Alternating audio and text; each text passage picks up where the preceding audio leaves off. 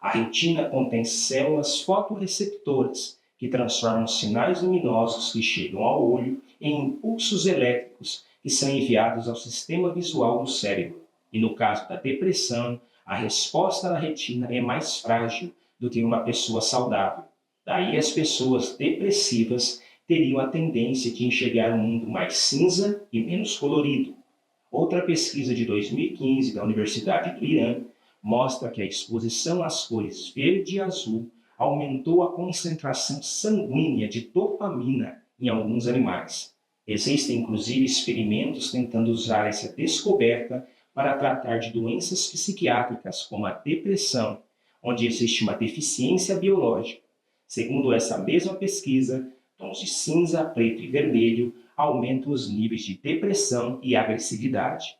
E estudos anteriores da Universidade de Chiba, no Japão, provaram que visitar espaços verdes como parques, jardins e florestas reduz os níveis de cortisol e estimula a produção de dopamina. O cortisol é conhecido como um dos vilões do nosso bem-estar, pois o nível de cortisol elevado está relacionado com o aparecimento de doenças como dor crônicas, depressão, ansiedade e doenças cardiovasculares. Esses estudos levaram à criação da terapia chamada Shinrin-yoku, ou banho de floresta, que comprovadamente melhora os níveis de concentração e de imunidade do corpo humano. Por outro lado, certos tons de rosa diminuem a frequência dos batimentos cardíacos e a respiração, deixando as pessoas mais calmas, aliviando os sentimentos de depressão, tristeza e ansiedade. Inclusive, esse tom de rosa foi adotado nas prisões dos Estados Unidos e da Suíça. A experiência provou que os prisioneiros ficavam mais calmos com apenas 15 minutos por dia em celas rosas. Outra pesquisa feita na Alemanha reforça que, sobretudo nos últimos 50 anos, o mundo está cada vez mais sem cor e sob a ditadura das cores mais escuras, especialmente o cinza. E isso é uma tendência mundial. No Brasil, por exemplo, segundo dados da Senatran, dos 119 milhões de veículos automotores, 67% dos automóveis são brancos, pretos, cinzas ou pratas. Isso equivale a mais de 80 milhões de veículos da frota nacional. Essas cores representam 95% dos automóveis nos 5.570 municípios brasileiros. Portanto, o Brasil sobre rodas é menos colorido.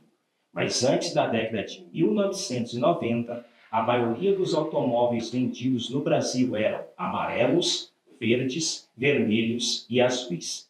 Segundo representantes e especialistas das empresas automobilísticas, esses tons mais neutros são devido à diversidade custar muito mais caro, à retração econômica, à noção da cultura da revenda, onde os clientes acreditam que cores mais extravagantes não têm mercado. A ideia é que o mercado automobilístico futuramente será ofertado mais para frotistas e a própria preferência dos consumidores, que teria mudado a partir dos anos 2000, que foram inspirados nos primeiros iPhones e, por fim, a grande burocracia para recolorir os veículos, bem como a demora para o consumidor receber um carro de cores mais vivas nas concessionárias. Andando pelas ruas de São Paulo ou Nova York, é fácil notar que a maioria das pessoas prefere usar cores neutras. Os carros seguem os mesmos padrões, pretos, brancos e cinzentos. E o que dizer das casas? Qual foi a última vez que você entrou em um banheiro de azulejos cor-de-rosa ou verde-abacate? Há cerca de 70 anos atrás, isso era muito comum, era muito normal. Tecnicamente, a cor cinza é uma cor intermediária entre o branco e o preto. Apresenta pouco reflexo, baixa em densidade e energia. De fato, representa o encontro da luminosidade entre a luz nula, o preto, e a luz máxima, o branco, sendo considerado um tom neutro e imparcial. No entanto, a cor cinza possui outros significados. Dentro da arte, é utilizada pelos artistas para refletir emoções neutras. Por exemplo, Pablo Picasso utilizava uma técnica denominada grisaille, no qual usava tons diferentes de cinza para transmitir emoções em suas obras. Já no marketing, evoca no público receptor força e resistência, tal como o aço.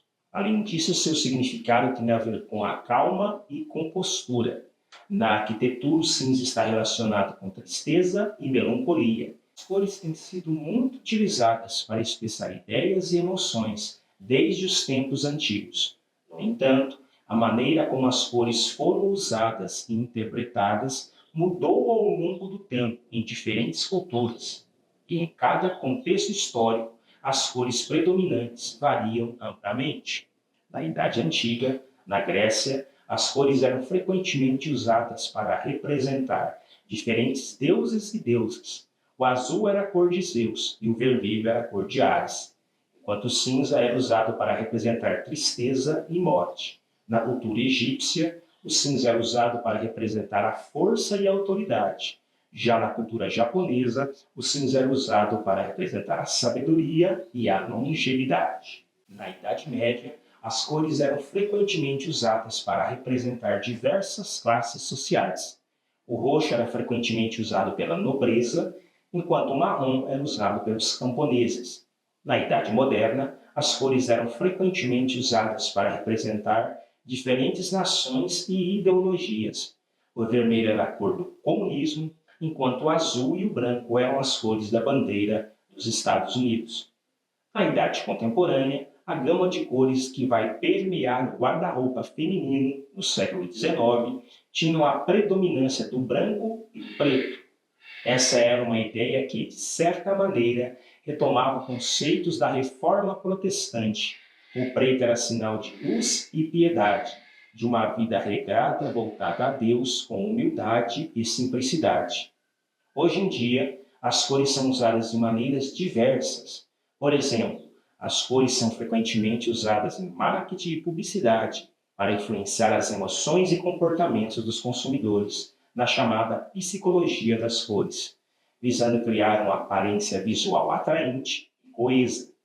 Mas uma das principais razões pelas quais o mundo está se tornando mais sem cor é a crescente homogeneização da cultura global, com a proliferação da tecnologia e das redes sociais. As pessoas estão cada vez mais expostas a ideias e tendências globais, que pode levar a uma perda de identidade cultural e uma uniformização da cultura em todo o mundo. Isso pode levar a uma sensação de que tudo é igual, sem distinção ou variedade. Mas, e você, tem preferência por alguma cor? Acredita na interferência das cores em nossas emoções e em nosso humor? Pessoal, eu quero agradecer muito. Muito obrigado, nos dê essa moralzinha, se inscreva no canal, deixe nosso like aqui. Tá? Muito obrigado. Valeu, gente!